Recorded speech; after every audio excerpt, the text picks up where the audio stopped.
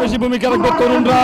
বাংলাদেশ জাতীয় দল বিএনপি এবং বিএনপির ভারপ্রাপ্ত চেয়ারম্যান তারেক রহমান এই তরুণদেরকে প্রাধান্য দিয়েই আজকে ছাত্রদল, যুবদল, স্বেচ্ছাসেবক দলের সকল নেতৃবৃন্দকে সারা বাংলাদেশ সোচে বেরিয়ে বাংলাদেশের মানুষকে, বাংলাদেশের তরুণদেরকে রাজনীতিতে সম্পৃক্ত করে এই বাংলাদেশকে বিনির্মাণে অগ্রণী ভূমিকা পালন করার নির্দেশ দিয়েছেন। সেই নির্দেশনা মোতাবেক আমরা আজকে চট্টগ্রাম ফলো গ্রাউন্ডে উপস্থিত হয়েছি এবং তারেক রহমানের 31 দফা বাস্তবায়নের লক্ষ্যে বাংলাদেশ জাতীয়তাবাদী যুবদল, স্বেচ্ছাসেবক দল, ছাত্রদল ভূমিকা রাখবে।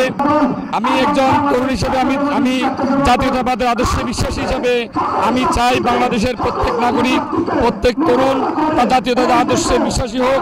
বাংলাদেশের বিনির্মাণে, সন্ত্রাস দমনে, সমাজের বৈষম্য দূরীকরণে বাংলাদেশ জাতীয়তাবাদী দলের ছায়াতলে অন্তর্ভুক্ত হয়ে বাংলাদেশের প্রত্যেকটা সমাজ কাঠামোতে বৈষম্য বিরোধী সমস্ত কাজকে বাদ দিয়ে একটি বৈষম্য বিরোধী সমাজ গঠন করবে, দেশের সর্বস্তরের জনগণের উন্নতি করবে, যাতে সকল মানুষ, সকল শ্রেণী পেশার মানুষ সমানভাবে সমান অধিকার ভোগ করতে পারে।